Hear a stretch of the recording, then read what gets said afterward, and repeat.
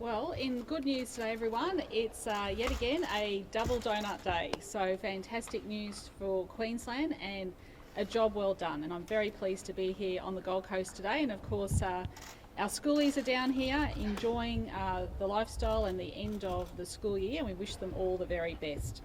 We only have 4 active cases at the moment. 6,550 tests were done in the last 24 hours. 10,968 vaccines were done by Queensland Health yesterday, and now we are at, for our first dose, 84.55%, so well done Queensland, that's fantastic, and 73.34% are now fully vaccinated. Now, can I do a big shout out and thank you to over 100 schools who were part of our Super Schools weekend.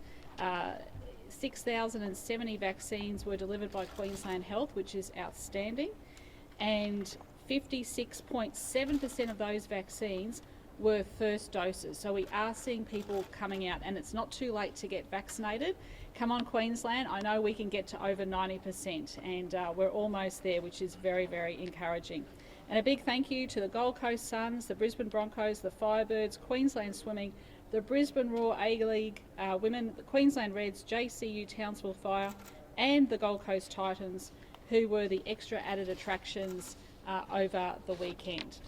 Now here on the Gold Coast, we have 81.3% first dose and 69.8% second dose. We should be getting some updated figures later on this afternoon, so I am expecting to see an increase there, which is excellent. And here at Broadbeach, over 690 vaccinations are being administered roughly per day.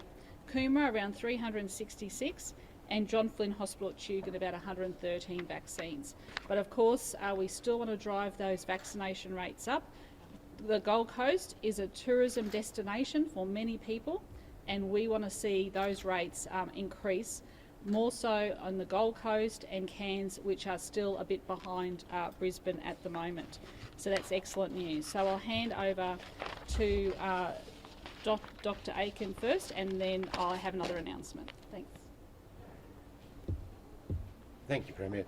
And as you've heard, amazing news, no new cases in Queensland, which is just wonderful. And that's particularly important, as we've said, for the Gold Coast, Gundawindi and the Doomadgee communities. More importantly, the vaccination rate continues to rise, and a really good turnout over the weekend. And the most impressive part was those first dose arrivals as well. So over half of the people presenting at the schools were coming for their first dose. And that's just so important, because while it's really good to get the second dose up, we won't get there unless we get the first dose. 84.55, getting closer and closer to 90%. And if we get to 90% first dose, we know we can get to 90% second dose. So just the usual reminder to everyone, if you've got symptoms, come forward and get tested, because it's so important that we keep identifying cases early and keep the case numbers down and look after those people that do have COVID. And most importantly, if you haven't been vaccinated yet, please come forward and get vaccinated. Now's the time. Thank you.